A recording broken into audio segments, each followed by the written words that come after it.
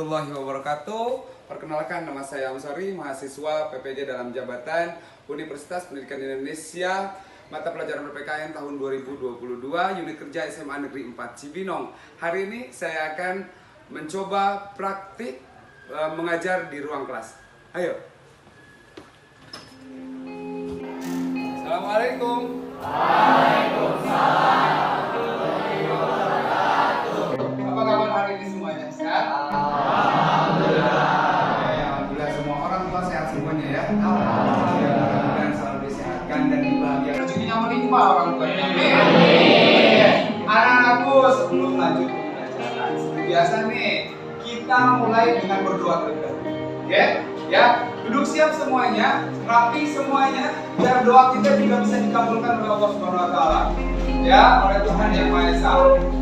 Sampaikan harapan dan keinginan kalian hari ini. Mudah-mudahan senantiasa tercapai dan dikabulkan oleh Tuhan Yang Maha Esa. Doa dipimpin oleh Aiman. Silakan.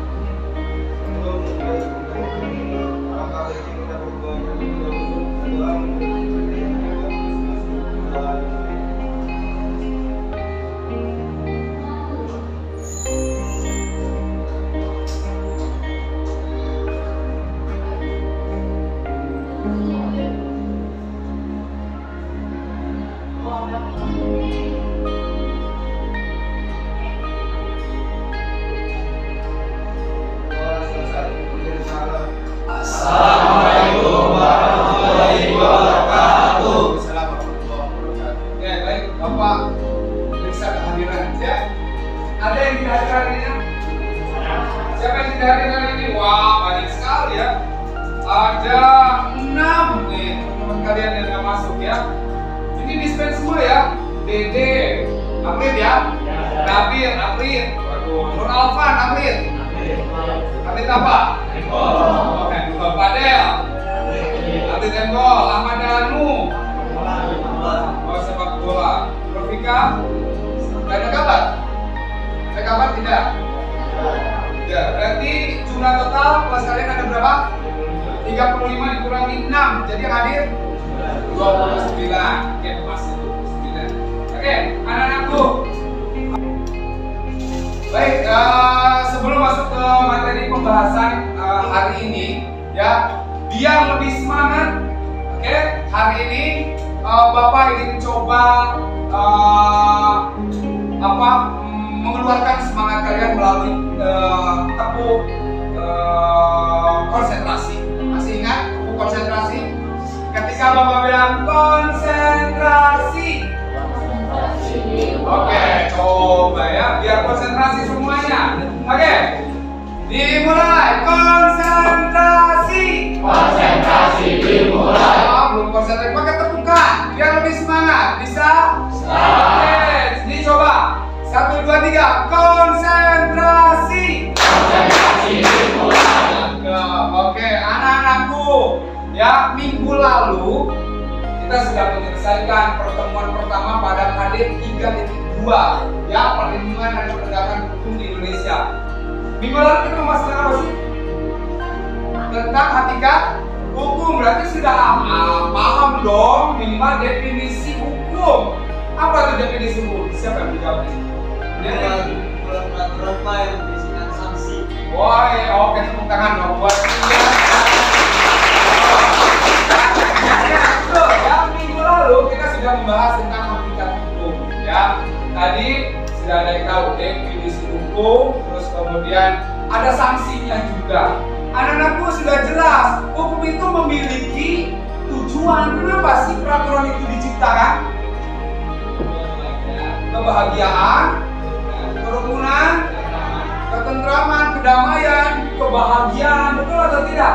Nah, itu semua tidak akan tercipta jika tidak ada lembaga penegak hukum. Nah, anak-anakku, kali ini kita akan coba membahas, membedah apa sih peranan lembaga penegak hukum di Indonesia? Ada lembaga apa saja sih lembaga penegak hukum di Indonesia? Ada yang sudah baca bukunya? Ada berapa lembaga kira-kira? Ada 5, coba sebutkan. Yang pertama adalah Polri. Polri. Kedua ada kejaksaan. Kejaksaan. Ada advokat. Advokat. Sama terakhir ada KPK Pak. KPK, wish, boleh dong tepuk tangan ya. Selanjutnya udah oke. Baik, anak-anakku, sebelum masuk ke pembelajaran Bapak ya mau kasih pemberitahuan dulu. Ya, ini subtema yang sedang kita bahas ya, anak-anakku. Ini adalah subtema yang sedang kita bahas. Peran lembaga penegak hukum dalam menjamin keadilan dan kedamaian di Indonesia ya, di Indonesia.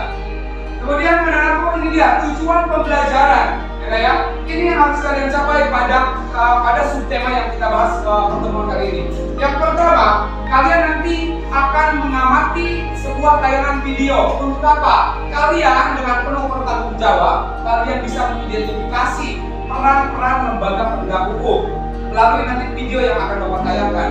Kemudian nanti melalui diskusi kalian juga dengan penuh tanggung jawab, dengan penuh semangat, kalian harus mampu mendeskripsikan ya hak dan wewenang lembaga penegak hukum.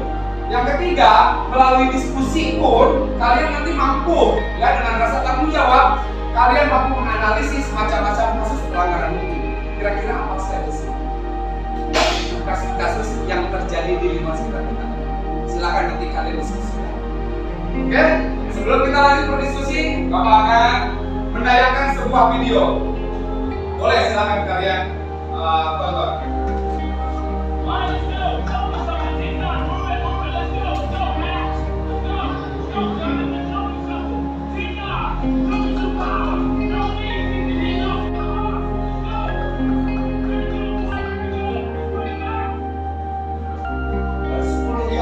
Anggap aja 10 meter ya.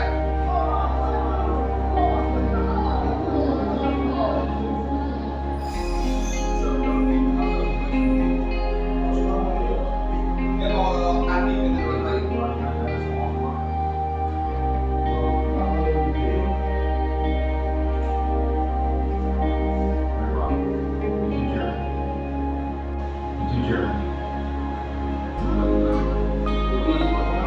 Posisinya luar biasa.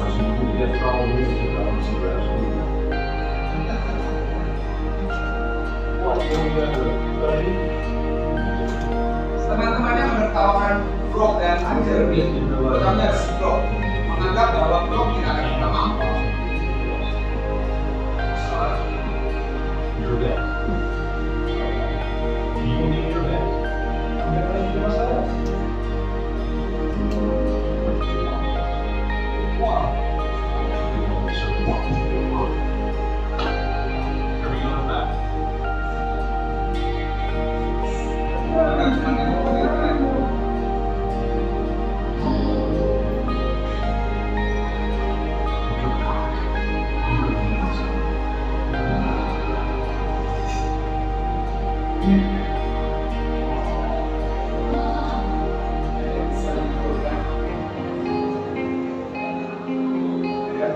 Bisa menyimpulkan apa makna dari tayangan Deras? Apa coba? Ayo, maknanya dalam. Anak-anakku, ya jangan pernah underestimate sama diri kita sendiri, apalagi sama orang lain. Itu yang digambarkan dalam tayangan Deras. Apa underestimate? Ya meremehkan, memandang bahwa pasti saya nggak bisa, pasti saya nggak mampu. Kenapa ada perasaan seperti itu? Padahal kekuatan dalam diri seseorang itu luar biasa. Ya, maka jangan pernah kita menganggap remeh. Lakukan yang terbaik. Jangan lihat dulu capaian yang sudah diraih, tapi lakukan terus yang terbaik sampai benar-benar kita tidak mampu lagi bicara. Oke? Bisa? Diterapkan dalam kehidupan kalian bisa? Oke, boleh bersekarang untuk kalian bisa.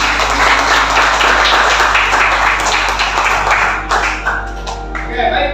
Selanjutnya, ya, fokus lagi. Kita mulai diskusi.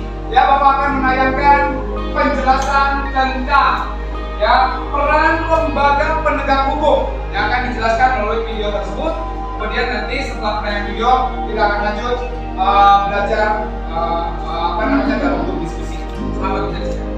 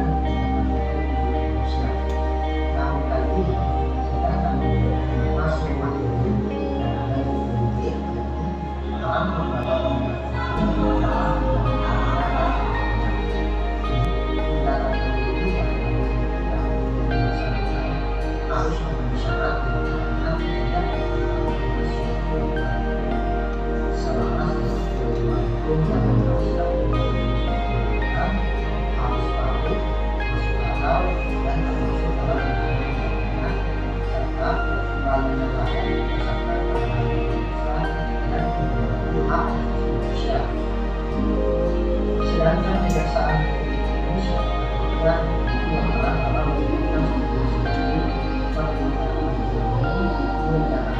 serta pembebasan dan untuk keseluruhan jaksa kepada kejaksaan tindak pidana diantaranya melakukan penuntutan, melaksanakan penetapan melakukan pengawasan, melakukan tindak pidana dan melakukan tugas pemberantasan. Sedangkan kewenangan kejaksaan yang tertata dalam tata usaha negara, kejaksaan dengan pasal khusus dapat melakukan baik di dalam maupun di luar negeri untuk dan pasangan negara atau tidak.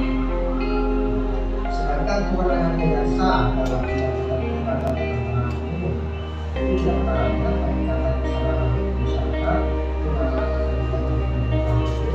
pengawasan secara masyarakat, serta pengawasan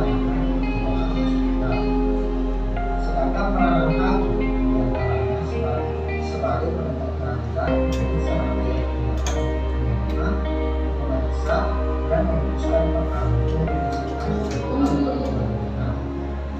menurut ketentuan undang-undang Indonesia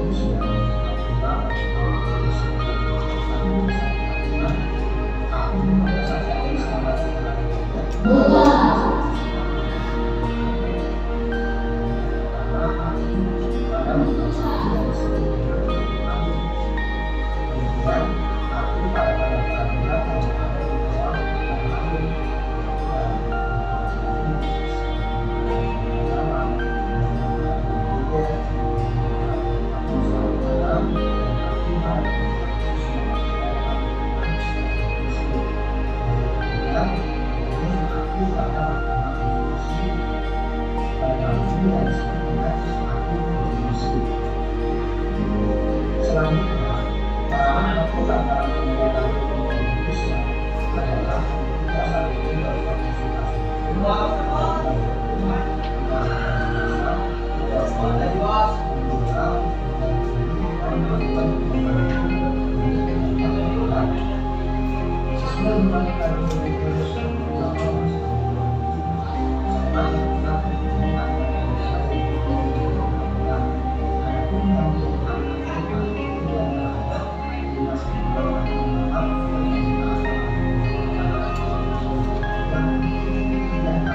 Indonesia adalah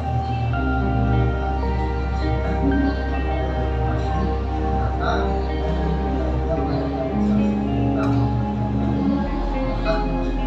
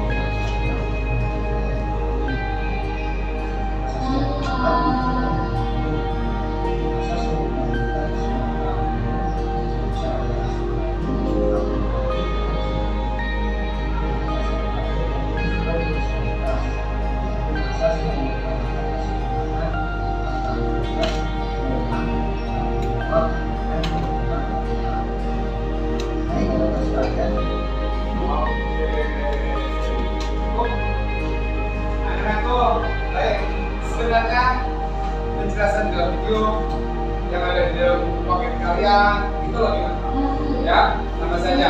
Nanti Bapak akan tambahkan satu referensi yang insya Allah lebih menarik mungkin yang Bapak siapkan. Kontennya sama saja, tapi dalam bentuk aplikasi berbasis web. Nanti ya Bapak akan tunjukkan dalam sela-sela kalian berdiskusi.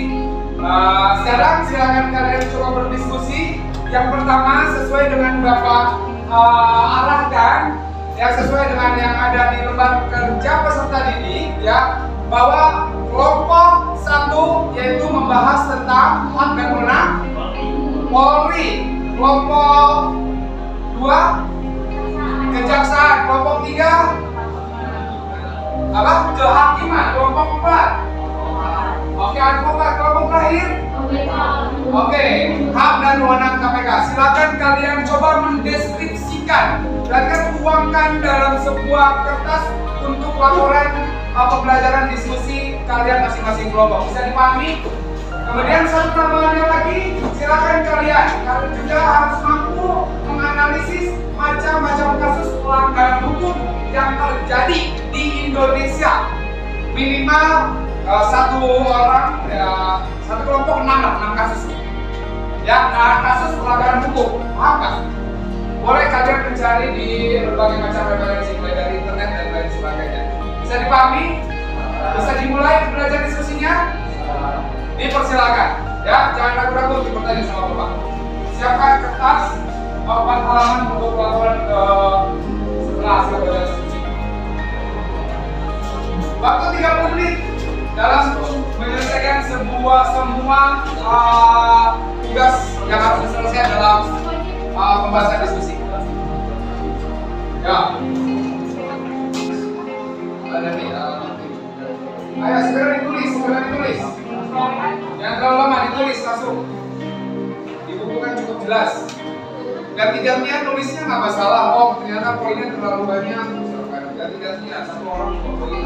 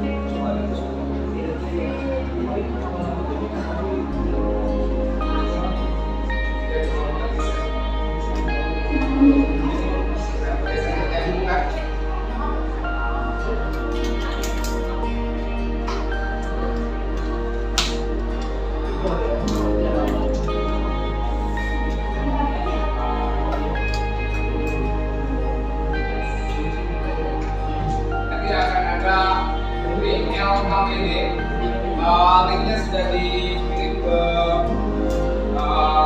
siapa? Ke Melisa di depan. Itu itu boleh kalian print, boleh kalian simpan di laptop saja, di handphone nggak masalah. Mau di print nggak apa-apa. Tetapi nanti itu akan ada tugas di situ, karena ada penugasan. Yang bisa buka boleh dibuka. Ya, yang bisa dibuka boleh dibuka. Nah, ini yang saya seperti ini.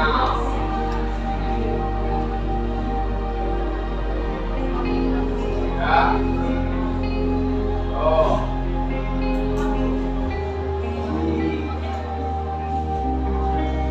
Sampai ke KPK. Nah, ini nanti penugasan buat di depan. Nah. Seleksi.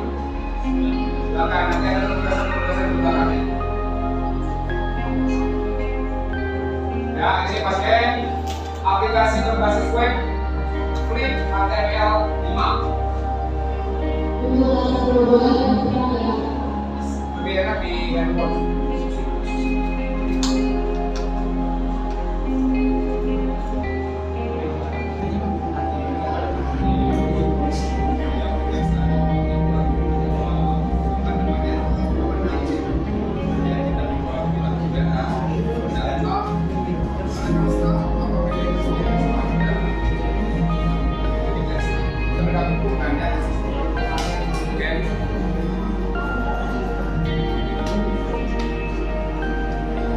Kejaksaan, kehakiman,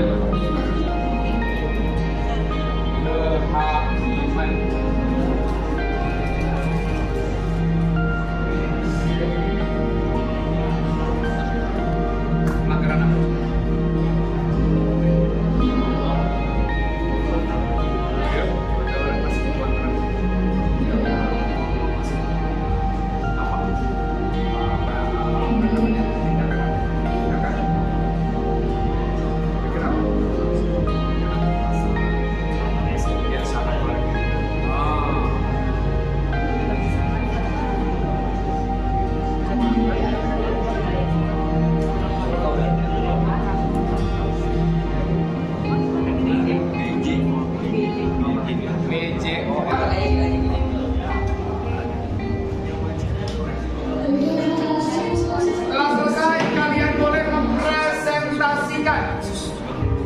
Ya, dan menjelaskan hak dan kewenangan peran lembaga penegak hukumnya masing-masing sesuai dengan tugas kelompoknya masing-masing.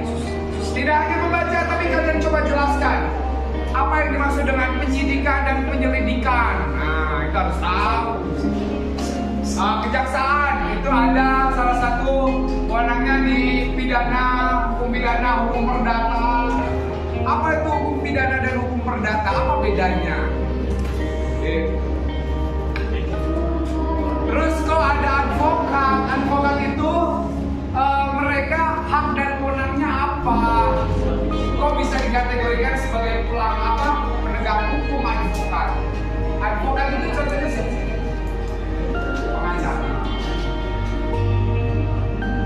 Terus KPK yang sering kita lihat di televisi tiba-tiba OTT. Apa OTT? Apa? Operasi tangkap. Nah, boleh nggak? Boleh nggak OTT? Hah? Boleh nggak? OTT yang selalu dilakukan oleh KPK. Operasi tangkap tangan. Tiba-tiba KPK tahu nih di kantornya Nasib nih lagi ada transaksi haram, nah, misalkan. Nah, ini kayaknya terindikasi KKN nih, korupsi, kolusi dan nepotisme ini. Bawa koper, pas dilihat uang semuanya, udah takut. Karena Nasib Baris melakukan penyelewengan dana. Itu namanya OTT, langsung saja ditangkap, langsung saja memberikan tanggapan. Boleh? Sudah selesai? Oke, nomor urut tampil Bapak akan acak melalui. Baik semua, siapakah yang tampil pertama untuk menjelaskan hasil diskusi terkait dengan mendeskripsikan hak dan wewenang peran lembaga penegak hukum serta contoh-contoh kasus pelanggaran hukum.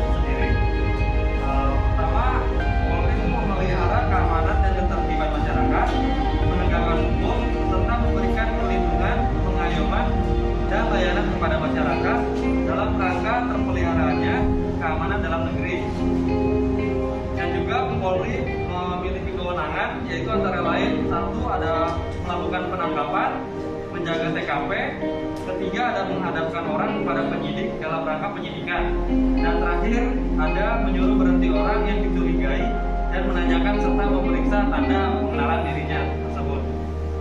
Contoh dari kasus-kasus yang melibatkan polisi itu sendiri yaitu pertama ada contoh kasus polisi di Lombok Timur menembak rekannya itu sendiri. Yang kedua juga ada Kapolsek Parigi diduga memperkosa anak tersangka yang sedang ada kasusnya.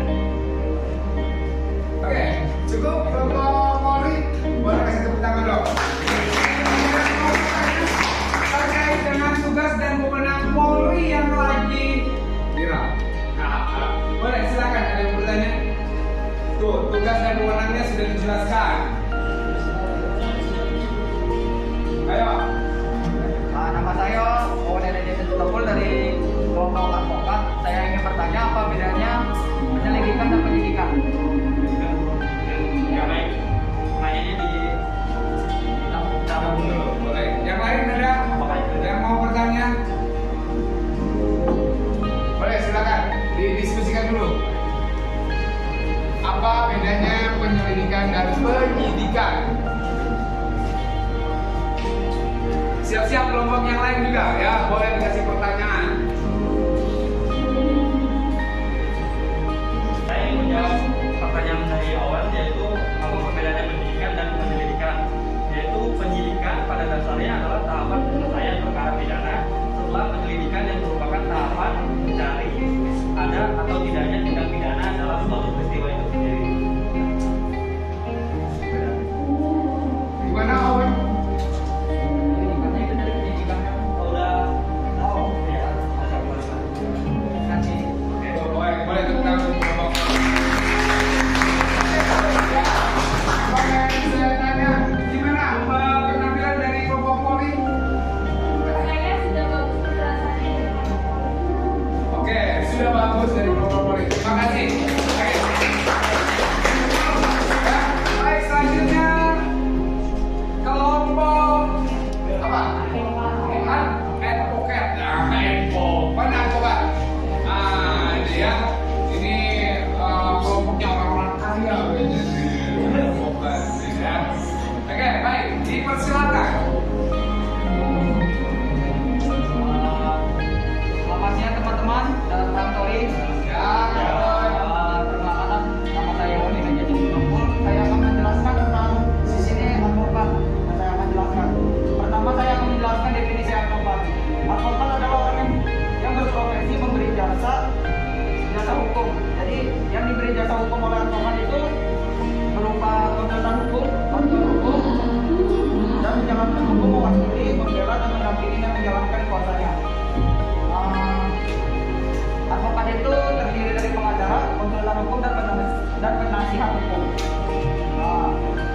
Yang kedua, hak advokat. Hak advokat itu yang pertama bebas mengeluarkan pendapat atau menyatakan dalam membela perkara yang menjadi tanggung jawabnya di persidangan. Yang kedua, bebas dalam menjalankan tugas profesinya untuk membela perkara yang menjadi tanggung jawabnya dengan berpegangan pada kode etik. Yang ketiga, tidak dapat dituntut baik secara perdata maupun pidana dalam menjalankan tugasnya. Yang keempat, berhak memperoleh informasi, data, dan dokumen lainnya yang berkaitan dengan kepentingan tersebut. Untuk kewajibannya, yang pertama, dilarang membedakan perlakuan terhadap klien.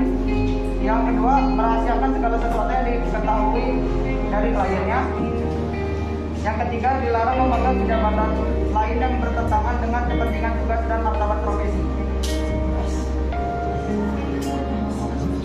Untuk contoh pelanggaran hukumnya, itu yang pertama ada pekerjaan di pabrik petasan di Kabupaten Tangerang pada 26 Oktober 2017. Yang kedua terjadi pada seseorang anak perempuan yang dibunuh saat pulang mengaji di malam hari di Cimahi. Yang ketiga kasus korupsi LFG di PT Pertamina. Yang keempat penyeludupan 166 ton sabu di Pantai Manggasari, Kabupaten Pangandaran. Itu saja yang saya jelaskan tentang informasi. Ada yang ingin bertanya?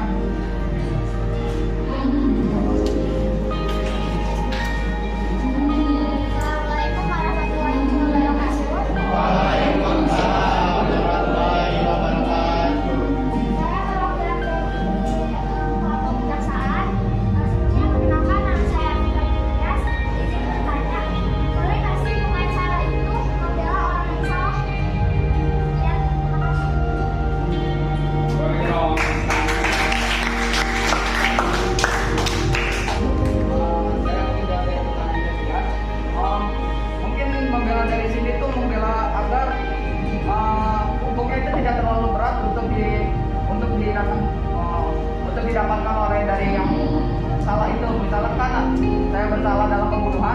saya menyewa pengacara. Misalkan saya dipidana dengan mungkin hukuman mati, mungkin oleh pengacara ini bisa dipermudah mungkin dengan hukuman penjara seumur hidup. Jadi tidak terlalu berat, mungkin bisa diringankan sedikit. Pembelanya itu dengan baik. Ada sanggahan lain? Acara boleh. Mungkin karena rumput bawah bisa meringankan tuntutan yang dijatuhkan kepada misalkan si pelaku atau terdakwa Untuk meringankan beban kita walaupun kita itu sudah bersalah. jadi boleh membela yang salah. Pembela yang salah itu ya tetap nggak boleh. Tapi kita hanya yang pengacara hanya memberikan fakta-fakta, tapi hanya meringankan saja kalau bukan pembela. Jadi konteksnya belum bukan membela yang salah, tapi Meringankan. meringankan. Ya. Oke boleh. Baik, gimana penampilan dari kelompok advokat? Sudah cukup jelas? Oke, boleh tepuk tangan untuk Peralatan kami dari kelompok kedua yang bermateri kejaksaan, kita harus terlebih dahulu mengetahui pengertiannya. Kejaksaan Republik Indonesia adalah lembaga negara yang melaksanakan kekuasaan negara, khususnya di bidang penuntutan. Keberadaan kejaksaan diatur dalam Undang-Undang Nomor 16 2004 tentang Kejaksaan Republik Indonesia.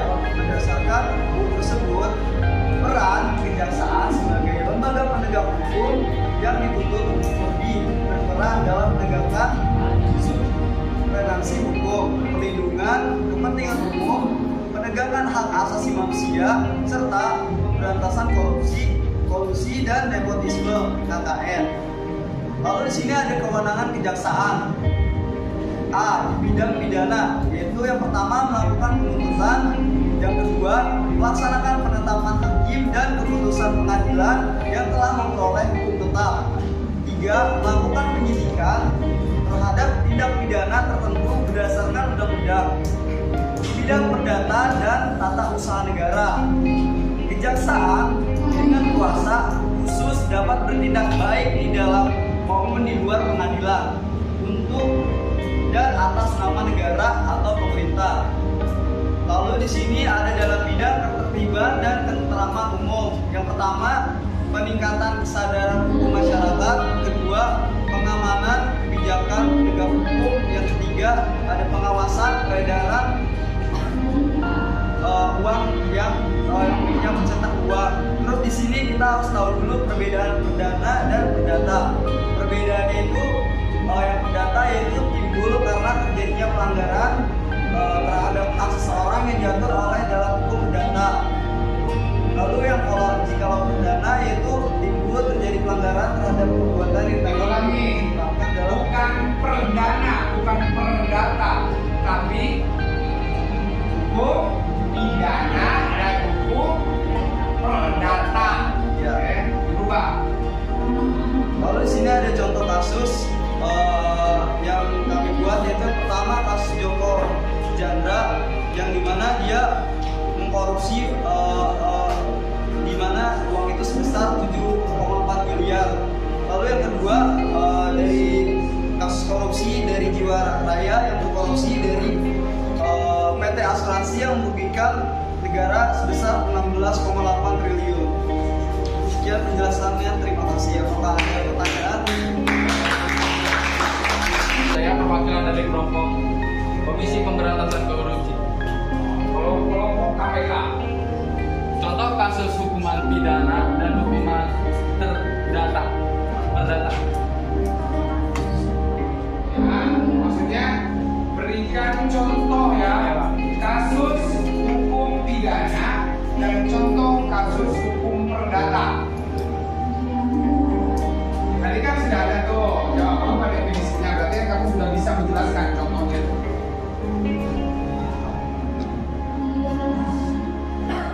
Ya, maka diskusi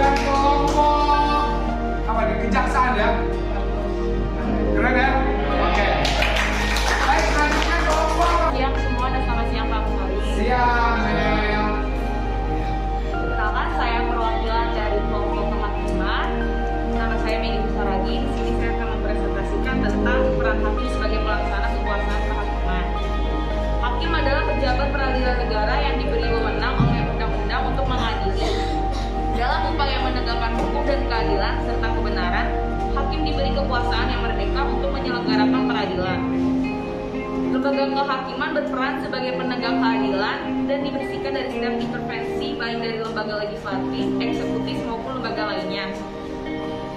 Di kehakiman ini mempunyai beberapa wewenang, yaitu penyelidikan dan penyidikan, penuntutan, dan pelaksanaan putusan. Perbedaan dari penyelidikan dan penyelidikan lebih mengarah pada pencarian dan penemuan peristiwa yang diduga merupakan tindakan pidana, sedangkan penyidikan lebih mengarah pada pencarian serta penemuan bukti agar bila menangkap tersangka. Pengadilan secara umum mempunyai tugas untuk mengadili perkara menurut hukum dengan tidak membeda-bedakan orang. Pengadilan tidak boleh menolak untuk memeriksa, mengadili dan memutus suatu perkara yang diajukan dengan dalil bahwa hukum tidak ada atau kurang. Pengadilan wajib memeriksa dan mengadili setiap perkara peradilan yang masuk. Untuk kasusnya itu ada kasus yang sedang marak saat ini, kasus Lesti Bilar, kasus Kanjuruhan, kasus suap hakim agung, dan kasus korupsi. Oke, kasus korupsi. Boleh tangan dulu. Langsung saja, ada yang mau nanya tentang hak dan wewenang kehakiman? Wewenang. Silakan, Pak. Nama saya Owen dari kelompok advokat. Saya ingin bertanya tentang saya ingin minta pendapat atau tanggapan dari kelompok kehakiman tentang banyak di Indonesia ini hakim-hakiman disuap gitu. Jadi tanggapannya apa dan cara penanganannya tuh seperti apa? Saya tahu. Kan Owen tuh bertanya mungkin nggak ya ada hakim yang mudah disuap atau mudah diintervensi, padahal tadi sudah jelas hak dan wewenangnya, oke? Ya, tidak boleh diintervensi oleh pihak manapun, kan seperti itu. Kira-kira jika ada hakim yang mudah disuap, gitu ya, atau diintervensi, menurut pandangan kelompok kehakiman bagaimana? Jika ada, harus bagaimana? Pendapat kelompok kami, untuk yang hakim yang saat ini banyak yang disuap itu emang cukup miris. Nah, kalau untuk cara mengatasinya itu dari diri kita sendiri juga, gak ada cara lain menurut kami. Itu dari diri kita sendiri, dari hati dan pikiran kami, diri sendiri juga. Oke? Cukup? Oke, terima kasih. Kira-kira kelompok kehakiman? Keren? Oke, keren. Terima kasih. Selanjutnya kelompok terakhir. Kelompok KPK. Ya, yang sering OTT ya. Assalamualaikum warahmatullahi wabarakatuh. Waalaikumsalam warahmatullahi wabarakatuh. Saya perwakilan dari kelompok KPK. KPK adalah Komisi Pemberantasan Korupsi yang sebuah komisi yang dibentuk pada tahun 2003 berdasarkan Undang-Undang Republik Indonesia Nomor 30 Tahun 2002 tentang Komisi Pemberantasan Tindak Pidana Korupsi. Tujuan dibentuknya KPK adalah untuk mengatasi, menanggulangi, dan memberantas korupsi. Untuk mencapai tujuan tersebut, KPK mempunyai tugas sebagai berikut. Yang pertama, tugas KPK adalah mengkoordinasi dengan instansi yang berwenang melakukan pemberantasan tindak pidana korupsi. Yang kedua, supervisi terhadap instansi yang berwenang melakukan pemberantasan tindak pidana korupsi. Yang ketiga, melakukan penyelidikan, penyidikan, dan penuntutan terhadap tindak pidana korupsi. Yang keempat, melakukan tindakan-tindakan pencegahan tindak pidana korupsi. Untuk wewenang Komisi Pemberantasan Korupsi yaitu yang pertama, mengkoordinasi penyelidikan dengan penuntutan tindak. Yang kedua, menetapkan sistem pelaporan dalam kegiatan pemberantasan tindak pidana korupsi. Yang ketiga, meminta informasi tentang kegiatan pemberantasan tindak pidana korupsi kepada instansi yang terkait. Yang keempat, melaksanakan dengan pendapat atau pertemuan dengan instansi yang berwenang melakukan pemberantasan tindak korupsi. Untuk contoh kasus pelanggaran korupsi yaitu yang pertama, korupsi Asabri yang merugikan negara sebesar 22,7 triliun. Yang kedua, ada kasus IKTP negara yang mengalami kerugian sebesar 2,3 triliun. Dalam kasus ini terseret yaitu mantan Ketua DPR RI dan lain-lain. Sekian dari kelompok saya, apakah ada yang ingin bertanya? Saya ingin bertanya. Assalamualaikum warahmatullahi wabarakatuh. Waalaikumsalam warahmatullahi wabarakatuh. Saya perwakilan dari kelompok Polri. Perkenalkan, nama saya Besar Sika. Ingin bertanya tentang KPK itu sendiri. Kan KPK ini di Indonesia sangat marak terjadi. KPK ini banyak Maksudnya korupsi di Indonesia ini banyak banget terjadi, seperti sudah umumnya. Nah, untuk penanganannya tuh apa yang paling ampuh untuk menghilangkan dari kasus korupsi di Indonesia ini? Ada yang ingin bertanya lagi? ada? Boleh, silakan. Terus kemudian buktinya sampai detik ini kasus korupsi masih aja banyak kan gitu ya. Harus bagaimana cara memberantasnya gitu loh ya. Silakan. Di sini saya akan menjawab pertanyaan dari Hafiz. Untuk penanganannya yaitu dengan strategi preventif. Yang pertama, memperkuat Dewan Perwakilan Rakyat atau DPR. Yang kedua, memperkuat Mahkamah Agung dan jajaran peradilan di bawahnya. Yang ketiga, membangun kode etik di sektor publik. Yang keempat, membangun kode etik di sektor partai politik, organisasi profesi dan asosiasi bisnis. Yang terakhir, meneliti lebih jelas sebab-sebab perbuatan korupsi secara berkelanjutan. Oke, cukup jelas habis. Boleh tepuk tangan dong. Oke, yang lain?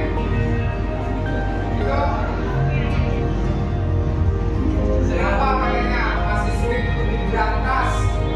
Di sini saya akan menjawab pertanyaan dari Melisa, yaitu kenapa korupsi di Indonesia sulit diberantas? Karena di Indonesia masih banyak para anggota KPK yang disuap oleh para pelaku korupsi. Gimana? Masih ada yang mau dijelasin lagi? Cukup? Boleh kasih tepuk tangan. Oke. Ya, baik, alhamdulillah. Terima kasih. Selesai sudah semuanya ya. Pembelajaran hari ini kalian semua hebat-hebat.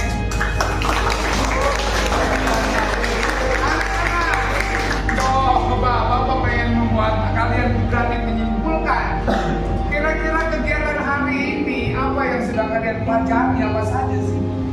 Ada yang coba berani menyimpulkan? Coba kita mempelajari apa saja sih pertemuan minggu ini? Hari ini. Silakan. Ya.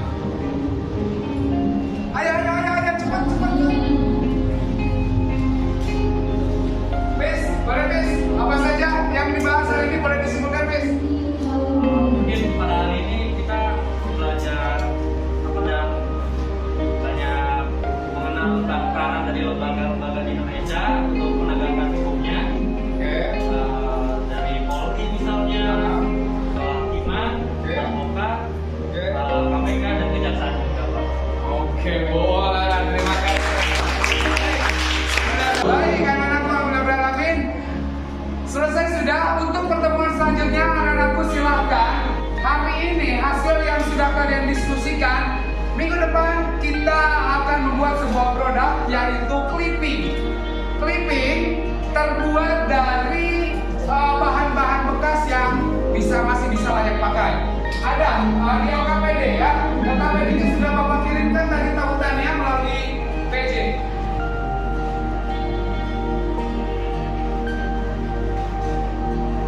Oke. Kurang ya? Kurang ya? Oke, baik. Nanti di LKPD yang sudah kalian pegang itu sudah jelas ya. Anak-anakku tugas kelompok membuat clipping mengenai lembaga lembaga penegak hukum nanti. Cari beritanya. Berarti ada 5 lembaga, ada 5 berita di sana. Ya. Kemudian silahkan dari berita atau artikel yang sudah kalian temui, ya, dibuat, disusun, dibentuk dengan rapi, dengan canggih dalam bentuk clipping. Clippingnya boleh pop-up, terbuat dari bahan-bahan bekas yang masih layak pakai, dari kertas-kertas karton, bekas kalender, atau bekas apapun, plastik-plastik, kardus-kardus, kain-kain, boleh. Bisa dipahami? minggu depan bisa dibawa perlengkapannya, jadi kita pengerjaannya di sekolah. Ya, jadi dari rumah sudah bawa alat-alat, pengerjaannya di sekolah bisa dipahami. Alhamdulillah, terima kasih. Kita tutup pertemuan hari ini dengan mengucap hamdalah untuk Gusti. Alhamdulillah. Ya, layaknya harus kita bersyukur kepada Tuhan Yang Maha Esa karena hari ini kita masih bisa diberikan kesehatan sehingga bisa menyelesaikan mata pelajaran PPKN. Tetap semangat semuanya.